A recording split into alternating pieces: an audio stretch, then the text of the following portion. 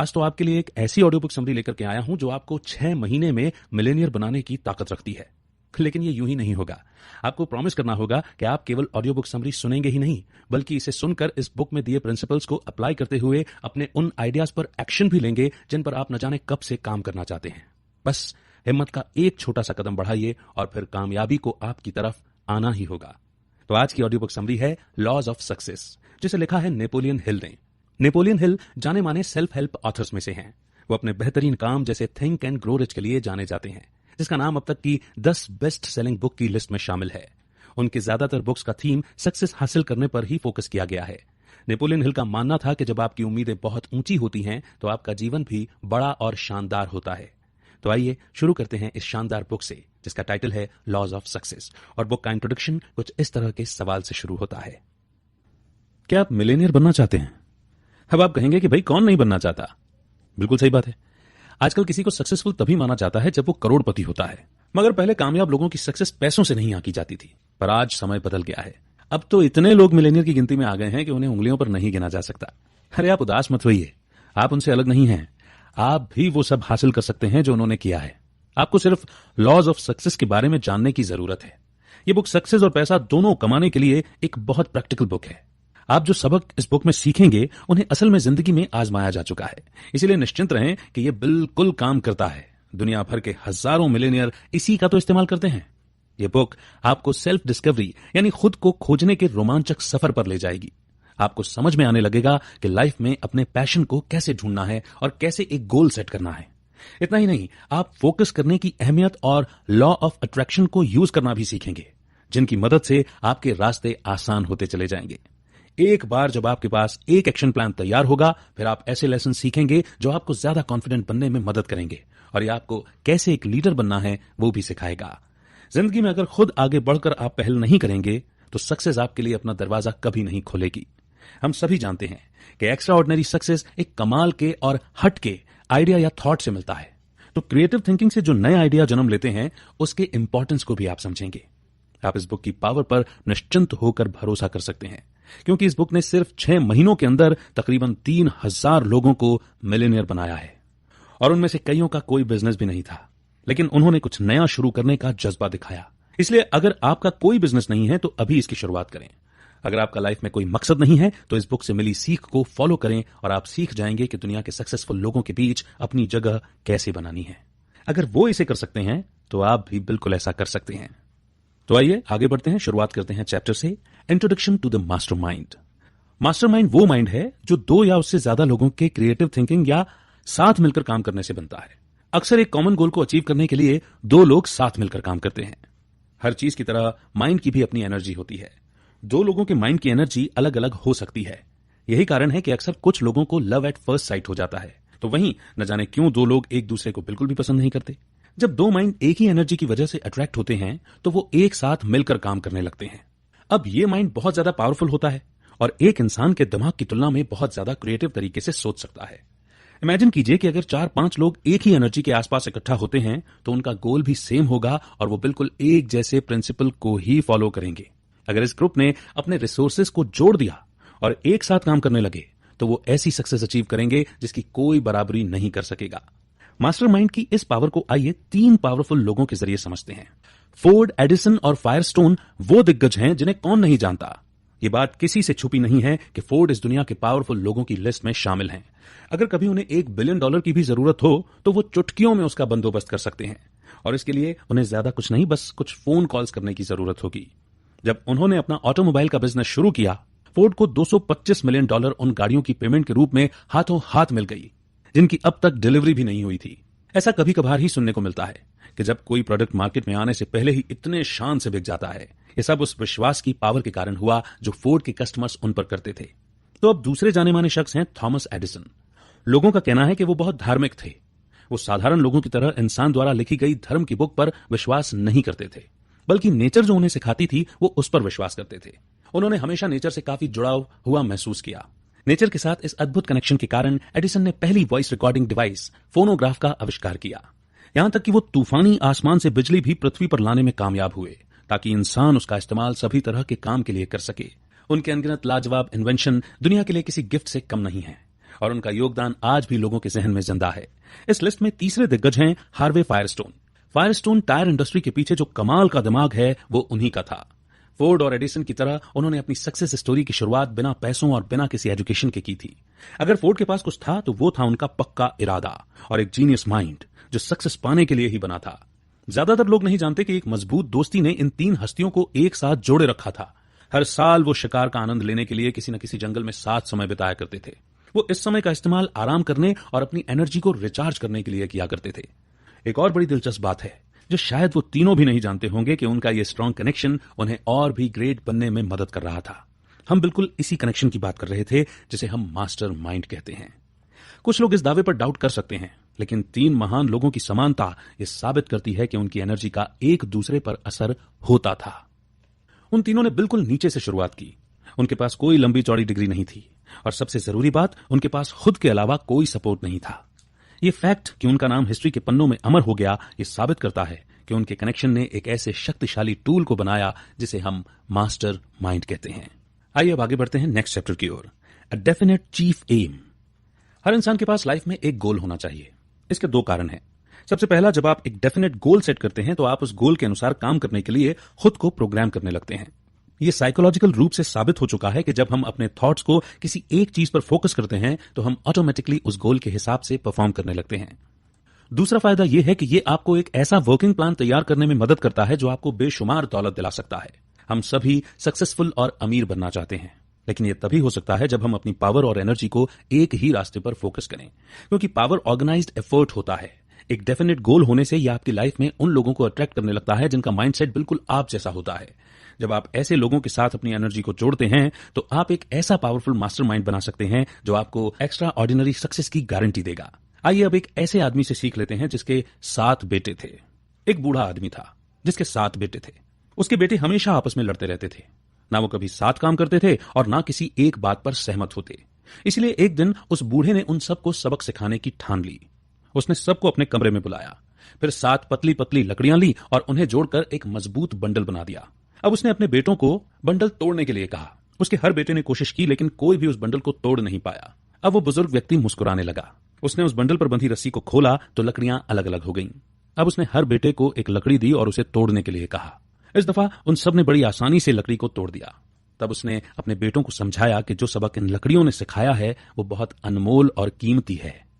जब लकड़ियां साथ बंधी होती हैं तो वो मजबूत होती हैं और उन्हें आसानी से तोड़ा नहीं जा सकता है, लेकिन बंडल खुलने पर जब वो अलग अलग हो जाती हैं तो वो कमजोर होती हैं और कोई भी उन्हें आसानी से तोड़ सकता है। फिर उसने कहा कि अगर वो सब साथ मिलकर काम करेंगे तो कोई उन्हें नुकसान नहीं पहुंचा पाएगा, उनके सक्सेस के रास्ते में कोई बाधा नहीं डाल पाएगा। लेकिन अगर वो ऐसे ही झगड़ते रहे, अपना जीवन यूं ही अलग अलग जीते रहे, तो वो हमेशा ही कमजोर बने रहेंगे और लोग आसानी से उनका फायदा उठाते रहेंगे। सक्सेस के लिए ऑर्गेनाइज्ड एफर्ट एक बहुत ही पावरफुल हथियार है। अपने आसपास के लोगों को कभी कम ना समझें। लाइफ को मीनिंगफुल बनाने के लिए आपके पास एक मकसद होना चाहिए। फिर उस पर फोकस करें और ऐसे लोगों को ढूंढें जो उसे हासिल करने में आपके साथ कदम से कदम मिलाकर चल सकें। आइए अब आगे बढ़ते हैं और सेल्फ कॉन्फिडेंस इस चैप्टर को समझते हैं। क्या आप जानते हैं कि आपके और आपके सक्सेस पाने की इच्छा के बीच में कौन खड़ा है? वो है आपका डर। डर हमारी कमियों का सबसे बड़ा कारण है। हम न जाने कितनी चीजों से डरते हैं, गरीबी से, क्रिटिसिज्म से, बूढ़े होने से, बीमार होने से, यहां तक कि ये जानते हुए भी कि जो पैदा होता है उसे एक न एक दिन तो मरना ही है, हम फिर भी मरने से डरते हैं। हम इस डर की मानसिकता के साथ ही बड़े हुए हैं और ये हमारे सबकॉन्शियस माइंड में बैठ गया है। इसीलिए हमारे डर पर काबू पाने के लिए हमें कॉन्फिडेंट होने की और ऑटो सजेशन को इस्तेमाल करने की जरूरत है। खुद पर कॉन्फिडेंस रखें और हमेशा पॉजिटिव सोच बनाए रखें और ऑटो सजेशन के लॉ को अपना चमत्कार करने दें। जब आप किसी गोल पर अपना पूरा ध्यान फोकस करते हैं तो आप अपनी लाइफ में वो सब कुछ अट्रैक्ट करने लगते हैं जो आपके रास्ते को आसान करता चला जाता है। अगर आपको लगता है कि आपके सपने बहुत बड़े हैं तो सेल्फ कॉन्फिडेंस आपका सबसे अच्छा दोस्त होता है। आइए इसे दुनिया के एक बेहतरीन सेल्समैन से सीखते हैं। चार्ली हमेशा घबराने वाला डरपोक किस्म का लड़का था। सभी जानते थे कि वो दब्बू था और आसानी से बात मान लेता था। चार्ली का मानना था कि शांति और सुकून से जीने के लिए आपको चुपचाप और पीछे छुप कर जीना चाहिए ताकि किसी का आप पर ध्यान ही न जाए। एक दिन चार्ली ने सेल्फ कॉन्फिडेंस पर एक लेक्चर सुना। उस लेक्चर में कहे गए शब्दों ने उस पर ऐसा असर किया कि उसने तुरंत खुद को बदलने का फैसला किया। अगले दिन चार्ली अपने बॉस के पास गया और उसने न्यूज़पेपर की कंपनी में उसकी पोजीशन को बदलने के लिए कहा। उसने कहा कि वो एडवर्टाइजिंग डिपार्टमेंट में काम करना चाहता था। मैनेजर ने उसकी बात मान ली और चार्ली ने उस दिन से अपना नया काम करना शुरू कर दिया। अब हर कोई इस बात पर बेट लगा रहा था कि चार्ली तो फेल हो जाएगा, लेकिन चार्ली ने ठान ली थी कि वो सक्सेसफुल होकर लोगों की बात का जवाब देगा। वो अपने ऑफिस में गया और उसने उन लोगों की लिस्ट बनाई जिन्हें वो अपना प्रोडक्ट बेचना चाहता था। लेकिन ये कोई ऐसी वैसी लिस्ट नहीं थी, ये बहुत अलग लिस्ट थी। चार्ली ने उन लोगों का नाम नहीं चुना था जिन्हें प्रोडक्ट बेचना आसान था, बल्कि उसने ऐसे नाम चुने थे जिनसे दूसरे सेल्समैन डील करने से कतराते थे। चार्ली इस बार कॉन्फिडेंट तो था, लेकिन नेचर से अब भी शर्मीला था। इस कमी से उभरने के लिए उसने पार्क जाने का फैसला किया। वो अपने साथ वो लिस्ट भी लेकर गया और उन लोगों के नाम को बार बार दोहराने लगा। वो खुद से कहता रहा कि इस महीने के अंत तक इस लिस्ट के सारे लोग पक्का उससे प्रोडक्ट खरीद लेंगे। अपनी नई पोस्ट के पहले हफ्ते के दौरान चार्ली उस लिस्ट में शामिल 3 लोगों को प्रोडक्ट बेचने में कामयाब रहा। इस चीज को उसने अपने पेपर में एडवर्टाइज भी किया। आश्चर्य की बात तो यह थी कि जिन्हें कोई भी प्रोडक्ट नहीं बेच पाया था, चार्ली ने उन सभी लोगों को प्रोडक्ट खरीदने के लिए मना लिया था। सिर्फ एक शख्स ऐसा था जो उसके ऑफर को बार बार रिजेक्ट करता रहा। आपको क्या लगता है कि चार्ली ने उस एक आदमी का नाम लिस्ट से हटा दिया? हाजी बिल्कुल भी नहीं। वो अब कहां मानने वाला था। अगला महीना शुरू हो गया, लेकिन चार्ली ने लोगों के नाम की कोई नई लिस्ट नहीं बनाई, बल्कि उस एक नाम पर ही अड़ा रहा। पूरे महीने हर सुबह वो उस क्लाइंट को फोन करता और वो हर बार उसे मना कर देता। महीना खत्म होते होते आखिर एक दिन उस आदमी ने चार्ली से पूछ लिया कि वो क्यों उस पर अपना टाइम बर्बाद कर रहा था, जबकि वो अच्छे से जानता था कि वो उसका ऑफर एक्सेप्ट नहीं करेगा। चार्ली ने इसका जवाब बड़ी चतुराई से दिया। उसने कहा कि हर रोज फोन करने से वो उस हर बहाने के बारे में जान पा रहा था जो एक कस्टमर किसी सेल्समैन को मना करने के लिए करता है। इससे वो एक ऐसी स्ट्रेटेजी बना सकता था कि उसके पास कस्टमर के हर बहाने का एक बेहतरीन उपाय हो और जिसे सुनने के बाद वो कस्टमर किसी भी सूरत में प्रोडक्ट खरीदने से मना न कर पाए। चार्ली का जवाब सुनकर उस आदमी को बड़ा ताज्जुब हुआ। वो चार्ली के लगन और खुद पर जो उसका अटल विश्वास था, उसकी तारीफ किए बिना नहीं रह पाया। उसने चार्ली की धुन को देखकर आखिर एक एडवर्टाइजिंग पोस्ट खरीदने का मन बना ही लिया। ये डील चार्ली के करियर का सबसे इंपॉर्टेंट सौदा साबित हुआ। इस अकेले डील ने चार्ली को दुनिया का सबसे फेमस सेल्समैन बना दिया। और क्या ये बताने की जरूरत है कि इसी की वजह से चार्ली एक मिलियनियर बन गया था। तो जो अपने काम की धुन में रमा रहता है, सफलता झक मारकर उसके पास चली आती है। और आइए कामयाबी पाने की अगली सीढ़ी यानी कि अगले चैप्टर की ओर बढ़ते हैं, जो है द हैबिट ऑफ सेविंग। क्या आप जानते हैं कि अगर किसी काम को बार बार करो तो वो हमारी आदत बन जाती है। अब ये आदत अच्छी भी हो सकती है और बुरी भी। एग्जाम्पल के लिए पैसे बचाना हर सक्सेसफुल आदमी की आदत है। ये एक बहुत पावरफुल हैबिट है जिसे हम अक्सर नजरअंदाज करते हैं। पैसे बचाने के लिए आपको अपने इनकम को एक खास तरीके से अलग अलग चीजों में डिस्ट्रीब्यूट करने की जरूरत है। आपको हर महीने अपनी कमाई का कम से कम 10% बचाकर रखना चाहिए। अगर आप 20% बचाते हैं तो फिर क्या कहने। पैसे बचाना फाइनेंशियल इंडिपेंडेंस का रास्ता होता है।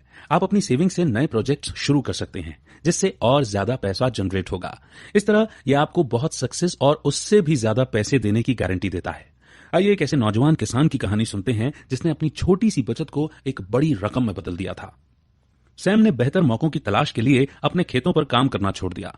काम ढूंढते ढूंढते उसे एक दिन एक प्रिंटिंग प्लांट में जॉब मिल गई। वहां उसने साथ काम करने वाले एक आदमी को हर हफ्ते $5 बचाते हुए देखा। वो इस बात से काफी इंप्रेस हुआ और उसने खुद इसे फॉलो करने का मन बनाया। उस प्लांट में 3 साल तक काम करने के बाद सैम $900 बचाने में कामयाब रहा। वो कहते हैं ना कि समय कभी एक जैसा नहीं रहता, तो ऐसा ही कुछ उस प्रिंटिंग प्लांट के साथ भी हुआ। उस प्लांट के ओनर्स का लगभग दिवाला निकल गया था और अब वो ये बिजनेस बंद करने की सोच रहे थे। उस वक्त सैम के अकाउंट में $900 थे और वो उन ओनर्स की मदद करना चाहता था। इसलिए उस बिजनेस में उसने अपने पैसे इन्वेस्ट किए और इसके बदले में उसे प्रॉफिट में 50% हिस्सा दिया गया। अब जरा सोचिए कि अगर सैम पैसे नहीं बचाता तो क्या ये मौका उसके हाथ से निकल नहीं जाता। पैसे इन्वेस्ट करने के बावजूद उसने अपनी जॉब छोड़ी नहीं, बल्कि अपनी सैलरी के साथ साथ उसने हर साल $25,000 का प्रॉफिट भी कमाया। सैम ने कभी नहीं सोचा था कि उसके साथ ऐसा कुछ होगा, लेकिन जिंदगी में अक्सर मौके हमारे दरवाजे पर तब दस्तक देते हैं जब हमें उसकी सबसे कम उम्मीद होती है। क्योंकि सैम ने पैसे बचा रखे थे तो वो किसी भी अच्छे मौके का स्वागत करने के लिए बिल्कुल तैयार था। इससे कोई फर्क नहीं पड़ता कि आप कितना पैसा सेव कर पाते हैं। वो कहते हैं ना कि बूंद बूंद से घट भरे। तो आपकी छोटी से छोटी बचत कब एक बड़ी अमाउंट बन जाएगी आपको पता भी नहीं चलेगा। और क्या पता सैम की तरह जिंदगी आपको भी किसी दिन एक कमाल का अवसर दे दे। हाँ, इसमें कोई दो राय नहीं है कि 20% बचाना या आज के जमाने में 10% बचाना भी किसी चैलेंज से कम नहीं है। कई बार बैठे बिठाए यूं ही पैसे खर्च हो जाते हैं, या हमारे कुछ ऐसे दोस्त भी होते हैं जो बस मजे और एंटरटेनमेंट के लिए हजारों रुपए उड़ा देते हैं। लेकिन आपको थोड़ी कोशिश करके, अपना मन पक्का करके अपने गोल पर फोकस करना होगा। अब इस कहानी में ही देख लीजिए, सैम बहुत गरीब था, बड़ी मुश्किल से उसका गुजारा हो रहा था, लेकिन वो बहुत स्मार्ट था। उसने पैसे बचाने की इस अद्भुत आदत की ताकत को समझ लिया था। उसने तुरंत इसे अपनाया और उसका नतीजा ये हुआ कि आगे चलकर उसकी थोड़ी सी बचाई हुई रकम से उसने बहुत पैसा कमाया, जिसने उसकी जिंदगी को खुशहाल और कंफर्टेबल बना दिया। आप भी ऐसा कर सकते हैं, बस थोड़ी सी कोशिश करने की देर है। तो आइए अब आगे बढ़ते हैं और चलते हैं नेक्स्ट चैप्टर की ओर, इनिशिएटिव एंड लीडरशिप। कॉन्फिडेंस एक महान लीडर का सबसे बड़ा गुण होता है। आप इसे उसका सबसे खास हथियार भी कह सकते हैं, क्योंकि इसी के दम पर वो लोगों को मोटिवेट करने और उनमें जोश भरने में कामयाब होता है। किसी पर डिपेंडेंट हुए बिना, अपने दम पर हर काम को कर गुजरने के जज्बे के बिना आप एक महान लीडर नहीं बन सकते। अगर आपके बॉस को आपको यह बताने की जरूरत नहीं पड़ती कि आपको क्या क्या करना है, तो इसका यह मतलब है कि आप में आगे बढ़कर पहल करने की एबिलिटी है और आप बखूबी अपनी सभी जिम्मेदारियों का ध्यान रख सकते हैं। पहल करना या इनिशिएटिव लेना सक्सेस के लिए बहुत इंपॉर्टेंट क्वालिटी होता है। लाखों कमाने वाले बिजनेस ओनर बनने के लिए आपको एक अच्छा एफिशिएंट लीडर बनना होगा। लीडरशिप कोई चीज नहीं है जो आपको लक से मिल जाएगा या आप घर बैठे ऑनलाइन खरीद सकते हैं। इसके लिए आपको आगे बढ़कर सही समय पर सही डिसीजन लेना होगा। इसका बेस्ट एग्जांपल है माइक्रोसॉफ्ट। दुनिया के कोने कोने में फैले इस बिजनेस एम्पायर की शुरुआत दो लड़कों की दोस्ती से हुई थी, और वो दो जीनियस हैं बिल गेट्स और पॉल एलन। वो दोनों ही प्रोग्रामिंग को बेहद पसंद करते थे, और तो और उनके पास इसके अलावा बात करने का कोई टॉपिक ही नहीं होता था। 1974 में पॉपुलर इलेक्ट्रॉनिक्स मैगजीन में बड़ा ही दिलचस्प आर्टिकल छपा था। इस आर्टिकल ने उस समय तहलका मचा दिया था, क्योंकि उसमें दुनिया के पहले कंप्यूटर के बारे में लिखा था जो आम लोगों के इस्तेमाल के लिए बनाया गया था। उसका नाम था अल्टेयर 8800। जब बिल और पॉल ने आर्टिकल पढ़ा तो वो जानते थे कि अगर वो इस मशीन के लिए कोड लिखने में कामयाब हुए तो ये टेक्नोलॉजी की फील्ड में किसी बड़े रिवॉल्यूशन से कम नहीं होगा। इसलिए उन्होंने फैसला किया कि वो खुद इसका कोड लिखेंगे। 2 महीनों तक दोनों बस इस मशीन के लिए बेसिक लैंग्वेज की कोड लिखने में जुट गए। उन्हें न दिन की सुध थी न रात की। सबसे मजेदार बात तो यह थी कि उनके पास वो मशीन भी नहीं थी, क्योंकि सिर्फ कोड बनाना काफी नहीं था, उसे मशीन में डालकर चेक करना भी तो बहुत जरूरी था। वो दोनों उस वक्त हार्वर्ड यूनिवर्सिटी में पढ़ते थे। उन्होंने वहां मौजूद अल्टेयर से मिलता जुलता PDP-10 मशीन का इस्तेमाल किया। उस वक्त अगर उनके पास कुछ था तो वो था उनका कॉन्फिडेंस और कुछ अलग करने का जुनून, और उनके जीनियस माइंड के बारे में कौन नहीं जानता। कोड तैयार होने के बाद उन्होंने एड रॉबर्ट से कांटेक्ट किया, जिन्होंने अल्टेयर बनाया था। कोड को टेस्ट करने के लिए पॉल उनके हेड ऑफिस गए, और फिर जो हुआ वो हिस्ट्री बन गया। एड की कंपनी का नाम MITS था। जब कोड को मशीन में डाला गया और मशीन ने रिस्पॉन्ड करना शुरू किया तो वहां पर काम करने वालों के लिए ये किसी चमत्कार से कम नहीं था। एड ने तुरंत कहा कि वो बिल और पॉल के साथ काम करना चाहते थे। फिर उन्होंने कॉन्ट्रैक्ट साइन किया, और ऐसे माइक्रोसॉफ्ट जैसे यूनिक ब्रांड का जन्म हुआ। बिल और पॉल का काम इतना बेहतरीन था कि वो बहुत जल्द ही दिन दुगनी रात चौगनी तरक्की करने लगे। लेकिन वो यहां रुके नहीं, बल्कि आगे बढ़ते रहे। इसका सबसे बड़ा कारण था कि वो हर बार अल्टेयर के लिए नया कोड बनाकर उसे और भी बेहतर बनाने की कोशिश में लगे रहे। बिल और पॉल सिर्फ अपने आइडिया की वजह से सक्सेसफुल नहीं हुए, बल्कि हर वो चीज जो उनके काम आ सकती थी उसे आजमाने का उनमें जो अटूट विश्वास था, उसने उन्हें इतना ऊपर तक पहुंचाया है। वो कभी एक्सपेरिमेंट करने से या फेल होने से डरे नहीं। प्रोग्रामिंग उनका पैशन था, और वो उनके लिए इतना आसान था मानो उनके लिए बस वो एक खेल हो। वो लगातार एक्सपेरिमेंट करके नए नए आइडिया और कॉन्सेप्ट लाते रहे। कभी किसी ने उन्हें नहीं बताया कि उन्हें क्या करना है, कैसे करना है। उन्होंने जो किया अपने दम पर किया, और इसे ही लीडरशिप कहते हैं। और अब अगला चैप्टर है इमेजिनेशन। इमेजिनेशन वो पावर है जिससे आप अपने मन में कुछ भी क्रिएट कर सकते हैं। जब तक आपके माइंड में एक क्लियर पिक्चर नहीं होगी, तब तक आपके पास एक क्लियर गोल भी नहीं हो सकता। और देखा जाए तो इमेजिन करने की एबिलिटी के बिना आप कॉन्फिडेंट या एक अच्छे लीडर नहीं हो सकते। आज हम आपको ऑटो सजेशन नाम की एक टेक्निक के बारे में बताएंगे। जब आप एक ही चीज पर फोकस करने लगते हैं, माइंड में उसकी पिक्चर को इमेजिन करने लगते हैं, तो ऑटोमेटिकली आप ऐसा एक्शन लेने लगते हैं जो आपके गोल को हासिल करने के लिए चाहिए, क्योंकि आपके इमेजिनेशन पर आपका पूरा कंट्रोल होता है। तो आप जो चाहते हैं उसे हासिल करने से आपको कोई नहीं रोक सकता। तो चलिए इस इमेजिनेशन की ताकत के बारे में क्लैरेंस सॉन्डर्स की कहानी से समझते हैं। क्लैरेंस एक छोटे से रिटेल स्टोर में ग्रोसरी क्लर्क के रूप में काम करते थे। वो एक साधारण आदमी थे जो साधारण सी जॉब करते थे और हर हफ्ते के $20 कमाते थे। एक दिन क्लैरेंस एक कैफेटेरिया में कुछ खरीदने के लिए गए। जब वो लाइन में इंतजार कर रहे थे तो क्या होगा अगर जैसे थॉट्स उनके माइंड में चलने लगे। उन्होंने कैफेटेरिया में सेल्फ हेल्प या सेल्फ सर्विस वाले प्रिंसिपल पर गौर किया कि वो किस तरह काम करता है। उन्होंने इसी प्रिंसिपल को ग्रोसरी स्टोर में अप्लाई करने के बारे में सोचा। यह आइडिया बहुत ही सिंपल था और एकदम नया भी नहीं था। लोग इससे अच्छी तरह वाकिफ थे। अब क्लैरेंस अपने आसपास कनेक्शन ढूंढने में लग गए। वो काफी क्रिएटिव थे और उन्होंने अपने इमेजिनेशन का इस्तेमाल एक नए माहौल में इस पुराने आइडिया को यूज करने के लिए किया था। उन्होंने सेल्फ सर्विस वाले पिगली विगली स्टोर्स की शुरुआत की। इस इनोवेटिव थिंकिंग ने क्लैरेंस को हफ्ते में $20 कमाने वाले एक आम लड़के से एक सक्सेसफुल मिलेनियर बना दिया। अगर आप गौर करेंगे तो क्लेरेंस ने उन सभी चीजों का इस्तेमाल किया जिसकी अब तक हमने बात की है। क्लेरेंस को एक क्रिएटिव आइडिया आया जिसने उन्हें एक गोल सेट करने के लिए मोटिवेट किया। उनका मकसद बहुत बड़ा था और वो अपने आइडिया से इस दुनिया को बदलना चाहते थे। उनकी सबसे बड़ी खासियत यह थी कि वो बहुत फोकस्ड थे। उनके इस पावरफुल थॉट के साथ यूनिवर्स की भी शक्ति थी, क्योंकि वो लॉ ऑफ अट्रैक्शन का इस्तेमाल कर रहे थे। जब आप पूरे दिल से कुछ पाना चाहते हैं तो ये यूनिवर्स उस इच्छा को पूरा करने में लग जाती है। एक बार जब उन्होंने प्लान बना लिया तो वो कॉन्फिडेंस के साथ आगे बढ़ने लगे। क्योंकि सेल्फ सर्विस का कॉन्सेप्ट ग्रोसरी स्टोर्स के लिए नया था, तो उन्होंने खुद पहल करके लीडर का रोल निभाया। यकीन मानिए, यह बिना इमेजिनेशन की पावर के बिल्कुल भी पॉसिबल नहीं हो पाता। बिना इमेजिनेशन की पावर के कोई सक्सेसफुल नहीं हो सकता।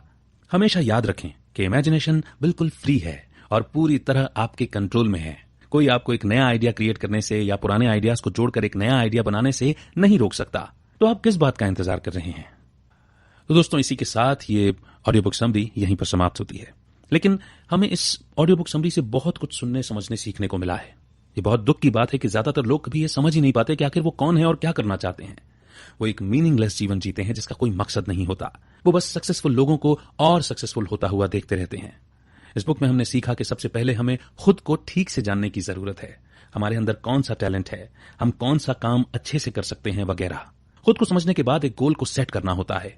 ये गोल आपको कॉन्फिडेंट और सक्सेसफुल बनने के लिए पुश करता रहेगा, खासकर अगर आपके पास पावरफुल इमेजिनेशन होगी तो। अगर आप एक एम्प्लॉय हैं तो आपको जितनी सैलरी मिलती है उससे कुछ ज्यादा वैल्यू अपनी कंपनी को देने की कोशिश करना है। अगर आप एक बॉस हैं तो अपने एम्प्लॉयज को अपना कोऑपरेशन दीजिए और उन्हें भी समझने की कोशिश कीजिए। इस बुक में बताए गए लेसन्स को अप्लाई करने के बाद आपकी लाइफ बिल्कुल बदल जाएगी। सक्सेस सिर्फ आइडिया या सिर्फ सोचने से नहीं, बल्कि सच में एक्शन लेने से मिलती है। समय किसी के लिए नहीं रुकता। आज जो मौका हमारे सामने है वो ज्यादा देर हमारे लिए इंतजार नहीं करेगा और न ही बार बार हमारा दरवाजा खटखटाएगा। इसीलिए इधर उधर देखना बंद करके आगे बढ़ने की पहल करना होगा। तो बस अपनी ये थिंकिंग क्लियर रखें कि एक डेफिनेट गोल सेट करें। हमेशा इमेजिनेशन की पावर को यूज करके कुछ नया सोचें। आपका फोकस इतना जबरदस्त होना चाहिए कि यूनिवर्स का लॉ ऑफ अट्रैक्शन आपके सपने को साकार करने में लग जाए। एक्सपेरिमेंट करने से या फेल होने से नहीं डरें। पैसा सेव करने की आदत डालें और याद रखें कि आप खुद अपनी किस्मत के लीडर हैं। और सबसे जरूरी बात यह है कि लोगों के जीवन में कुछ ना कुछ वैल्यू जरूर ऐड करें। ये वैल्यू कुछ भी हो सकती है, जैसे फाइनेंशियल, इमोशनल या परफॉर्मेंस वैल्यू। आज आप जो एक्शन लेंगे वो क्या पता कल आपको मिलेनियर बना दे। और हमें यकीन है कि आप भी मिलेनियर जरूर बनना चाहते हैं, है ना?